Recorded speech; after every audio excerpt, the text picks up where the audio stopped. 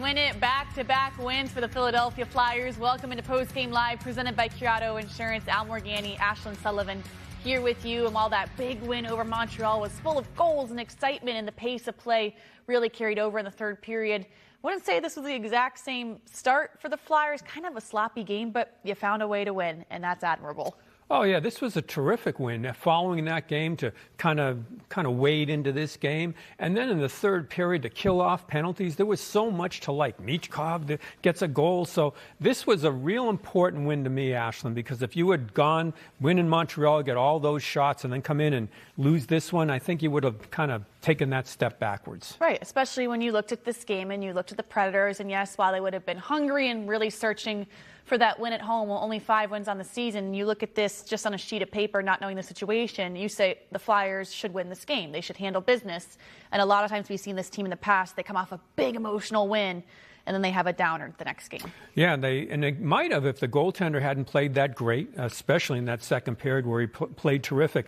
And I think Nashville played a real desperate game, and they banged the Flyers around that second period. Flyers actually take a bad penalty and then kill penalties in the third period. So bottom line was you needed more than anything just to win this game. And I'm almost expecting now Vladar to just be a huge part when they really need those saves to make the saves. Yeah, dare we say that he might just be the starting goaltender. Now it's time for our PA lottery winning moments of the game. Noah Cates, the 2-1 goal. Noah Cates, a little bit absent the past couple of games, but then he does something like this. It reminds you, oh, this is Noah Cates. No, absolutely. Come in and then Cates there, when you look at it, and they were talking about, getting people in front. That Brink, who makes a big hit in front, and then Cates finishes it off. Here, watch this right here. Watch that hit right there. That opens up ice, and Cates going right to the net. And you can see how pumped they are, because this is exactly what you were asked to do, and everybody does it. So 9 goes toward there, and then you're going to see the big hit, and then Cates finishes it off. So full marks on everybody playing the way they were supposed to here, and especially, as I mentioned in that crossover there, I thought Brink was terrific in this game. Yeah, Bobby Brink, a great game. Matvei Michkov, Noah Cates, Dan Vladar. A lot to like in this game. Travis Konecny as well. So you're looking at this team right now. What I'm really liking so far this season is a lot of times last season you talk about one guy, and it'd be Travis Konecny or Tippett. And when they weren't going, you've definitely noticed it. Every night it seems like it's someone else we're talking about highlighting in the show. Yeah, the constant's been Zegras, but like if he doesn't show up with a couple points in the score sheet or whatever, or on the power play, because Michkov, we mentioned it before in the pregame, Michkov really needed something offensively. And mind you, he really struggled in that first period and then comes through with a goal. So that's what you want. You want that thing to kind of balance out when one line might not be going. The Cates line previously with Forster out now, things change around. So you don't want to just be one line dependent here. And the Flyers seem to have found some sort of mix that more than one line gets involved. Right, and especially when it's the third period and you'd like a little cushion here, a little more comfort room, and Travis Konecny answers the call, the empty netter. TK, another guy you want to see a little more of, but this is an opportunity where Hugh feels like I can seal the game here.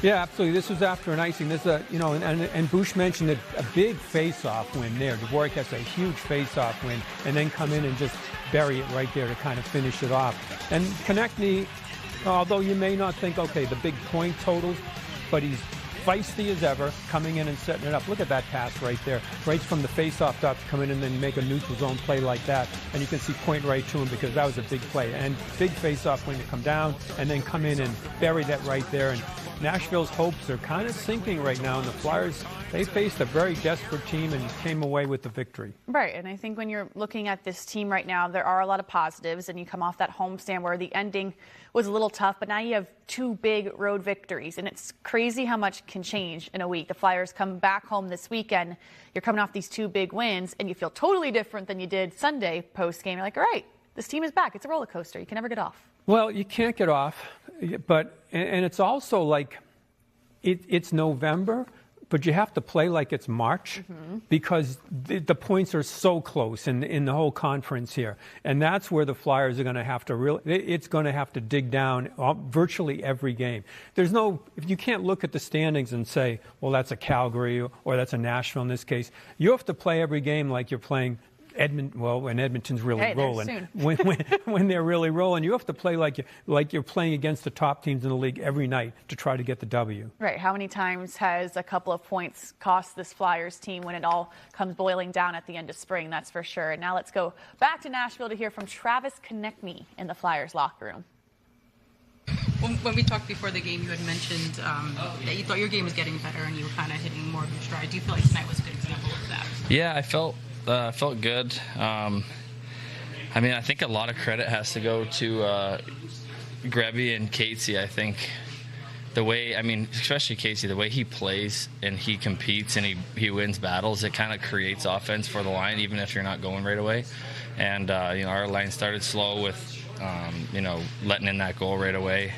And, Casey and Grebby did their job coming right back and grinding out down low, giving us a couple of good opportunities, and that kind of kick-started the comeback.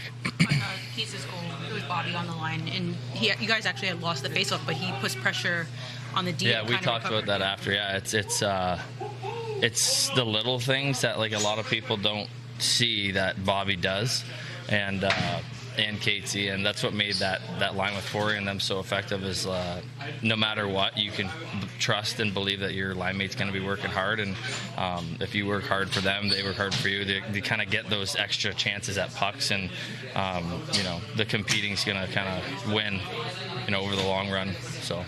What was kind of the message? The first goal is obviously a fluke goal kind of thing. What was kind of maybe you kind of just how you put that out of your mind when it's such a fluke? I think we just knew how terrible we started, that it was just, we'll worry about that on film tomorrow and just get back to the way we had planned on starting, and just kind of almost reset. I feel like we keep saying this, but how impressive is Vladar? Yeah, and he's an excellent guy. He's fantastic. The duo with him and Urs is fantastic. We have belief in both those guys. It's now time for our electrifying moment, brought to you by your local tri-state Toyota dealers. Matvei Michkov, we knew this was coming, where he'd get on the score sheet finally, because his play was improving every single game, and you see it here, Al. Yeah, boy, did he need it. Again, Brink takes a hit, sets up the play, Coote sends it over, and then watch this pass, man. Right across, and Michkov does not miss. And he really, you could tell the pressure off of his shoulders after this. But there's Brink making that little pass there, right off his butt, and makes the nice pass across. And then watch this beautiful weight, send it over. And I gotta say this about York also. We mentioned Brink, Michkov gets the goal. But Cam York, this pass here, he takes a hit late in the game to make a play. You know how you say, just get on the grenade. Sometimes you have to take that hit. Yep. Took the hit, made some really nice plays. So he, very quietly, first period, everybody kind of struggled in that first period, including Michkov, who was brutal in that first period. But then comes in and gets a goal like that. And York was a big part of settling everything down. Yeah, Cam York really quietly, 8 points in 11 games. Yep. Impressive stuff from him. And really this Flyers team, as they knock off the Nashville Predators for the second time. Let's now go back to Nashville and hear from Noah Cates. Last year, your line kind of came together out of necessity during some injuries, and now it's another situation where Tyson's out. Reed Jumble, your group seems to be finding some things that work even out of being because of an injury. What does that say about this forward group right now? And how they're able to come together. Just kind of the depth and different talents that we have in this forward group. A lot of guys gel really well together, and there's so many different things. So many so much speed, so much skill on the wings, and then we got some smart centers and just some different guys. And when you throw different guys together and you spark something new, it's fun and exciting. So. You just got to keep going, keep talking with your line mates, and keep having fun. I think that's the biggest thing. We're having fun and playing for each other. What's it like watching Bobby? On obviously Matvei's goal, he makes that play where he's sitting on the ice, and then he helps recover the puck after you guys lose the offensive faceoff. Yeah, he's full 200-foot player now. I think there's no question about that. His skill and offense is the biggest part of his game, but he's trusted in 200 feet and makes smart plays, hard plays, and just kind of all over it. Always seems to have his legs, so it's just huge for us. Like I said, just a unique winger that we have that brings so much to the table, and we got a lot of guys, but him especially when he's going, it's huge for our depth in our forward group. It seems like tonight's at moments when the Nashville was kind of taking control a little bit, maybe the box lost it a little bit, but then you guys really get the box and one back together. As a center, what's like your role in maybe just coming back together into the system? Yeah, they're a tough team to defend and play against. They just pressure all over, and in the offensive zone they got 3-4 guys high, and it's hard to pick up guys. So a little difficult with new line mates and stuff like that. But you just gotta dictate, take who you're supposed to have and do your job. And luckily we got away with it. Like you said, they were pushing on us a couple of times, but we bent and didn't break, and results a win. So it's huge for us. And just in terms of the special teams, how much does the power play being so improved give this one a jump? Yeah, it's big for us. I think when we get power play goals, just the spark it gives our team is so big. So just getting momentum and different things like that is huge. And then our kill has been rock solid, and just shifts momentum for us. So having good special teams is huge in this league, and we just got to keep it going, keep with our details, and keep it up. Performance player of the game, Dan Vladar, the starting goaltender once again for the Flyers. Wanted to see him bounce back a little bit. His last game, I would say, when he gave up that many goals, really saw Tocchet kind of defend him about the defensive structure. Today, he was rock solid. Yeah, he had a rough start early, but then finished really strong in Montreal. And then tonight, after that first period, it looked like video game stuff with Vladar. You're looking at a 6-7 goalie, so okay, he's going to have some coverage, obviously. But he was moving around like he was 5 feet tall at some point, just flying from post to post. And I really liked every aspect when Nashville threw everything at him in that second period. It was the crucial part of the game, when you're getting shot after shot into the blue paint area. And what he has to do, he has to go side to side, but then he has to pop up to see what's on top of the zone here, because they maintain control. So you're going to see that there he goes, popping up. Take a look and see what's going on. So it's very technically terrific, but also athletic. So man, he's really. You look at what the additions that they made. Well, at least I thought, okay, it's kind of a small upgrade on what's gone on. It should help some, but boy, it's been a huge, huge plus for the Flyers. And mind you, with coming back, with Ersson coming back, that should give you a 1-2 punch, and they seem to get along fine together with the system as it is. It seems to be working so far, so good. As we go back to Nashville to hear from Dan Vladar in the Flyers locker room. How hard was it? Like Noah said, they kind of, tried to break the box a lot with Predators. How hard was it tonight? Yeah, they came hard. It's a really tough building to play, and it's pretty loud in here.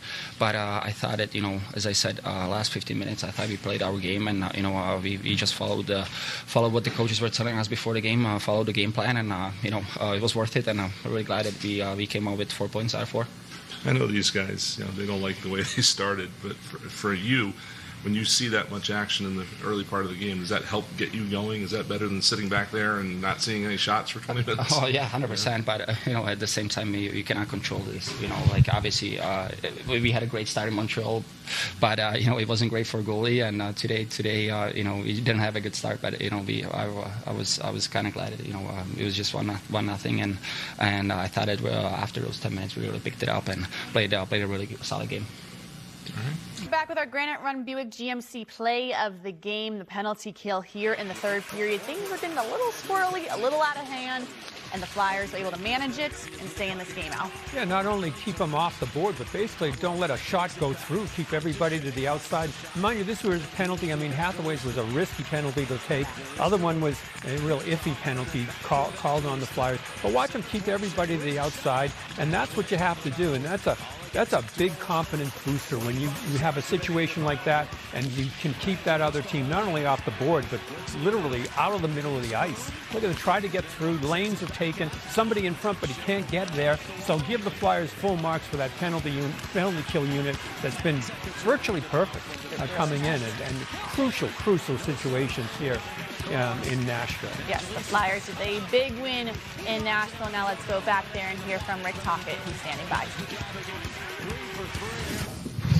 I guess to start off with Matvei getting the goal, is that a bit of a monkey off his back? You think it's got to be nice to see him get rewarded? Yeah, of course. He's been squeezing it a bit, but his game's been coming, so it's nice to see him score. It was good to see him rebound because he had a one shift where he gave away the puck a little bit.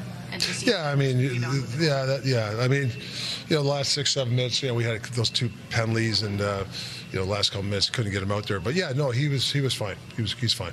In terms of the special teams, the power plays is a huge improvement. Penalty kill's still strong. How much momentum has that given the team overall in a game like this? Yeah, I think the PK all year has really given us some juice. It's done a nice job. We had in Montreal had a great power play. I didn't think we were that bad either on that, but they had a couple of late power plays and we killed it. That was a big difference in the game. The box and one, it seems like during some stretches with Nashville when they were kind of moving around the offensive zone that it fell apart a little bit, but it kind of went back to the box and one pretty quickly. Are you happy with what you're seeing? Yeah, I just didn't like our start. I thought the first 10 minutes they were all over us, and it's not even like the box and one. It's we didn't close. I thought we were kind of standing around too much. So you got to close, and any good defensive system you got to close. But then we started to come. We got better, which is the key. Sometimes you don't rebound from that tough start we had to get out of there 1-0. That was big.